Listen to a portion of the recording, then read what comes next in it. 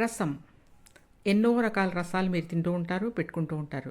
నేనొకైతే ఒక రసం చూపిస్తానండి. చాలా ఈజీగా చేసుకోవచ్చు, టేస్టీగా ఉంటుంది. ఒకసారి చింతపండు రసమే మీకు నేను చూపిస్తాను చూడండి. ఇదిగోండి చింతపండు.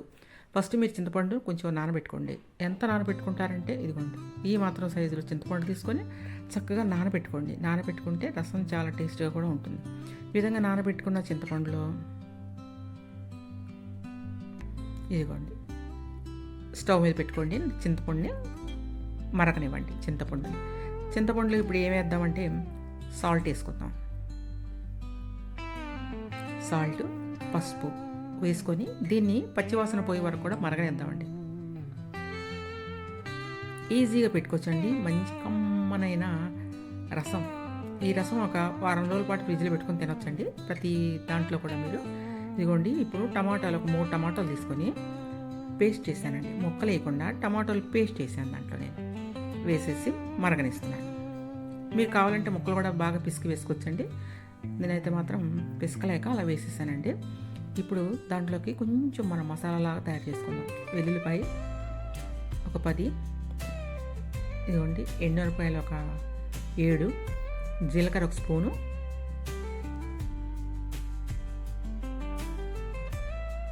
మిరియాల పొడి మస్ట్ అండ్ షుడ్గా మిరియాల పొడి వేసుకోవాలండి. ఒక స్పూన్ వరకు మిరియాల పొడి. నేనైతే నా దగ్గర మిరియాలు లేవండి, పొడి ఉంది. అందువల్ల నేను మిరియాలను ఎప్పుడు పొడి చేసి పెట్టుకుంటాను అనమాట. మిరియాల పొడి వేసాను. ఇప్పుడు మనం దీన్ని ఏం చేద్దామంటే పొడి చేద్దాం. పొడి అంటే మరీ మెత్తగా చేయొద్దండి, కొంచెం బరకగా చేసుకోండి.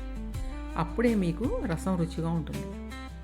మీరు బరకగా చేసుకున్నట్లయితే రసం అయితే రుచిగా ఉంటుంది. చూసారా నేను ఏ విధంగా చేశానో? అదే మెత్తగా పేస్ట్ లాగా చేశారనుకో అసలు రసం మీకు టేస్టే ఉండదండి. ఇదిగోండి ఇప్పుడు ఈ విధంగా బాగా కొంచెం మరిగిన తర్వాత ఈ పొడి దాంట్లో వేసేసేయండి. మనం చేసి పెట్టుకున్న పొడి. ఈ పొడిని ఎక్కువసేపు అయితే మరగనియొద్దండి. ఒక 3 నిమిషాలు పొంగు వస్తే సరిపోతుందండి. ఒక 3 నిమిషాలు ఆ పొంగు రానిచ్చి మూత పెట్టేసేయండి. అంతే, ఇంకంతేనండి. దాన్ని ఎక్కువ మరిగించకూడదు. మరిగిస్తే మీరు టేస్ట్ పోతుంది. ఇప్పుడైతే దాన్ని మనం తాలింపు అయితే పెట్టుకుందామండి. ఇప్పుడు తాలింపు కోసం అయితే ఒక 2 టేబుల్ స్పూన్ వరకే ఆయిల్ అయితే మనం వేసుకున్నాం. తాలింపు మీకు తెలుసు కదా, ఎండుమిర్చి మనం ముందు వేసుకుంటాం, తర్వాత తాలింపు గింజలు వేసుకుంటాం. ఆవాలు 1 స్పూను, జీలకర్ర 1 స్పూను, మినపప్పు 1 స్పూన్ వేసుకొని కరివేపాకు ఒక 2 గుప్పుల వరకు వేసేసేయండి. కొంచెం మీ దగ్గర ఇంగువ ఉంటే వేసుకోండి, ఇంగువ అలవాటు ఉన్నవాళ్ళు.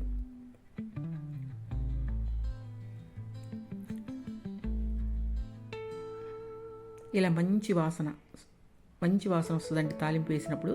ఆ వాసన వచ్చిన వెంటనే మీరు ఏం చేస్తారంటే మనం రసం ఉంది కదా, మరిగిన రసం మనం ఈ తాలింపు వేసుకున్నట్టు కొంచెం చల్లబడి ఉంటుందన్నమాట ఆ రసం.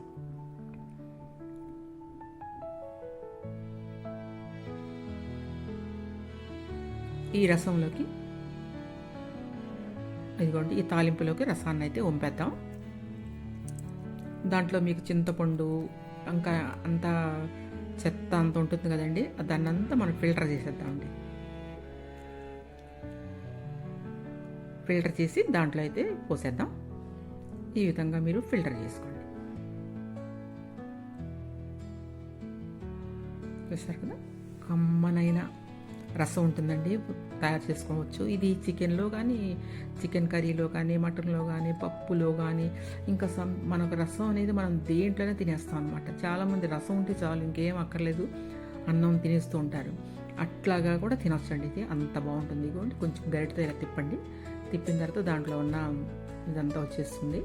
చూసారు కదా, నిమిషంలో అయితే మనం రెడీగా తయారు చేసుకున్నాం. ఒక్క పొంగు కూడా రావాల్సిన అవసరం లేదండి. కొంచెం వేడైతే సరిపోతుంది. వేడైన తర్వాత మీరు కొత్తిమీరతో గార్నిష్ చేసుకొని చక్కగా సర్వ్ చేసేసుకోవచ్చండి.